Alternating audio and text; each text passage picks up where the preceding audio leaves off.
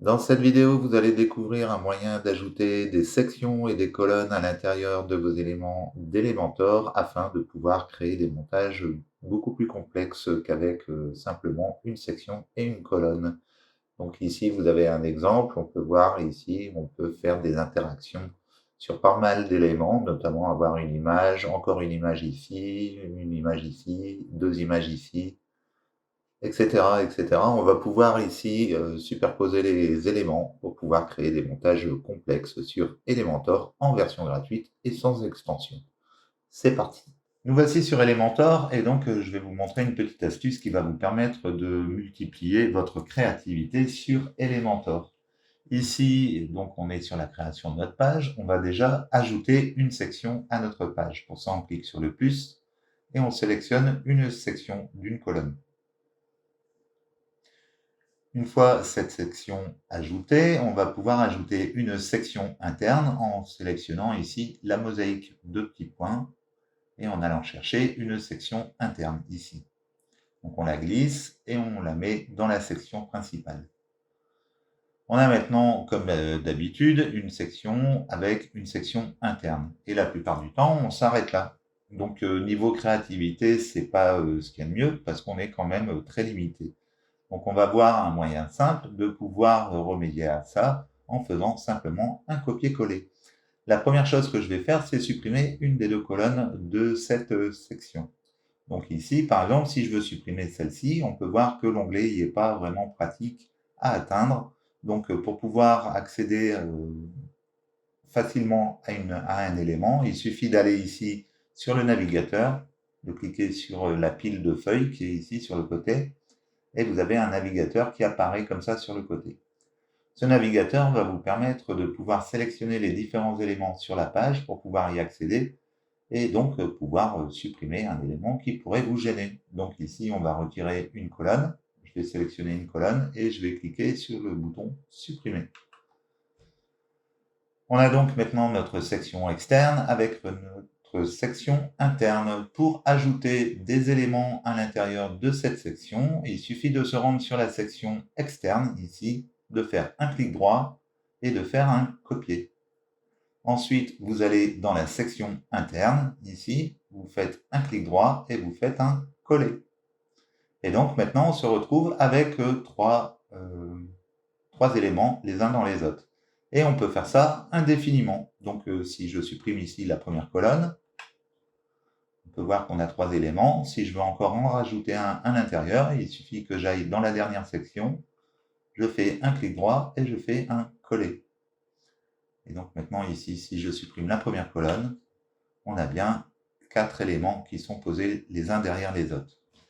Alors, l'avantage, c'est que ça va nous permettre de pouvoir créer vraiment des montages qui sont plutôt sympas, avec différentes couches. Pourquoi pas mettre d'abord une image, après une couleur, faire un effet au survol, etc., etc. Donc ici, je vais vous faire une brève démonstration. On va sélectionner par exemple la section externe, la plus grande section, et on va aller mettre une image de fond. Donc on sélectionne ici type d'arrière-plan, on clique sur image et je sélectionne une image. Cette section, je vais lui mettre une hauteur minimum pour qu'on voit quelque chose. Donc on va aller ici sur la hauteur et on va mettre hauteur minimum. Et ici, je vais pouvoir augmenter pour l'agrandir. Et donc on a maintenant nos différentes sections. On va pouvoir prendre, admettons, la colonne la plus éloignée. Donc ici, je vais prendre la dernière qui est ici. Et on va lui ajouter une image de fond. Donc pour ça, on peut aller dans le style, on clique sur le pinceau et on va ajouter une image de fond. Cette image, ce que je vais faire, c'est que je vais la mettre en position couvrir, donc au niveau de la taille, on met en couvrir, de telle manière qu'elle va s'adapter à la section qui a été construite. Pour l'instant, comme il n'y a rien, on ne voit rien. Donc après, ce que je peux faire, c'est ici sélectionner l'avant-dernière, faire un clic droit et je vais faire dupliquer. Par contre, dans la colonne d'à côté, qui est ici, je vais la sélectionner et je vais la supprimer. Donc ici, j'ai bien supprimé l'élément à l'intérieur. Et donc ici, j'ai 4 éléments et ici, j'en ai que 3. Donc on va pouvoir jouer comme ça sur la mise en page. Par exemple, ici, je vais mettre un titre et je vais mettre ici du texte pour qu'on voit un petit peu ce qu'on fait. Et je vais même le dupliquer, CTRL-C, CTRL-V. Voilà. Et donc à ça, si on veut, on peut ajouter également un bouton d'appel à l'action qu'on pourrait très bien mettre ici et qu'on pourrait sélectionner avec une couleur en allant dans le style. Ici, on clique sur l'élément et on clique sur la pipette pour aller chercher un élément. Comme ici, c'est une image d'arrière-plan, il ne me trouve pas de couleur. Donc, peu importe, je vais mettre une couleur qui va être adaptée à peu près au fond de notre image.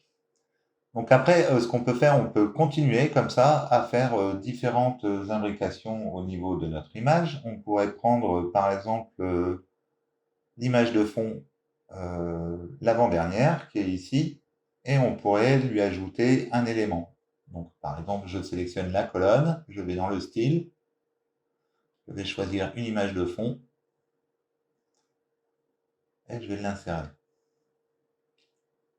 On peut ainsi choisir également l'image qui est la colonne qui est devant, ici, et on va pouvoir lui mettre également un fond, si on veut. Donc, admettons qu'ici, je mets une couleur au niveau du fond. Voilà, je peux lui mettre une couleur. Voilà.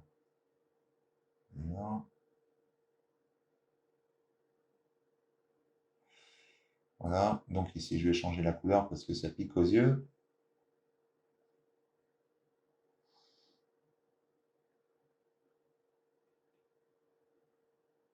Voilà. Et donc, à partir de là, ce qu'on va pouvoir faire, c'est jouer sur les différents éléments. Donc, admettons, ici, je prends la section qui est devant, je vais pouvoir lui rajouter une marge.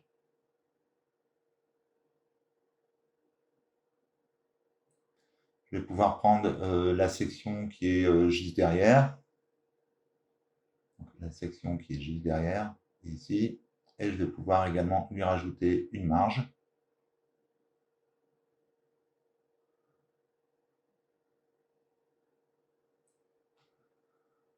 Voilà, bon là j'ai peut-être mis un peu beaucoup de marge, je vais réduire un tout petit peu.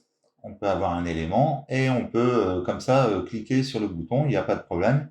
Et après on peut même faire des effets de rollover, c'est-à-dire que, admettons, si je prends l'élément qui est devant, ici, que je vais dans le style, on va avoir ici un élément qui est marron, je vais pouvoir le mettre d'une autre couleur si je veux au survol. Alors, je vais pas mettre un truc qui est, je vais le mettre comme ça, mettons, et donc quand on va aller au-dessus, ça va faire un autre élément. Ce qui nous permet également de l'ajouter à l'élément qui est en dessous. Comme les éléments sont imbriqués, quand on va survoler ici une partie, ça va également survoler celle qui est derrière. Donc le gros avantage, c'est qu'on va pouvoir faire des effets. Par exemple, si je sélectionne la colonne qui est ici, je vais au survol, je vais choisir une image, on va mettre cette image ici, je vais mettre une durée de 2,5 au niveau de la transition, je fais publier, et là, si je survole, j'ai l'élément qui change également. Donc après, je peux cliquer sur le bouton et faire une action, il n'y a pas de problème. Donc je ne vais pas aller plus loin dans la vidéo, c'est pour vous montrer que vous allez pouvoir comme ça imbriquer sur les différents éléments. Après, vous allez même pouvoir faire des effets différents au niveau de la mise en page. Par exemple, ici, si je sélectionne la colonne, on va pouvoir aller sur l'onglet Avancé, faire des effets de mouvement, Fade in, enfin ici, non, ça, on ne va pas voir grand-chose. Ici, d'un côté comme ça, ici, on va reprendre l'onglet Avancé, on va dans l'effet de mouvement et on fait vers la droite. Et maintenant, quand on fait une mise à jour ici, si on va voir, voilà, on peut donc créer différents effets au niveau de l'image, ce qui permet comme ça d'avoir des superpositions au niveau des images, etc. Donc après, on peut également les translater, etc. Donc on va être beaucoup plus libre au niveau de la superposition des éléments. aussi bien au niveau des couleurs qu'au niveau des images, etc. Ça sera tout pour cette vidéo. Je ne vais pas m'attarder plus là-dessus. C'était juste une petite astuce. J'espère que ça vous aura plu. J'espère que ça vous aidera dans votre création. Si vous avez aimé, n'hésitez pas à liker, à commenter et à partager. Et en attendant, je vous dis à bientôt pour une prochaine vidéo. Ciao, ciao. Check the mic and make sure it sound right, boys.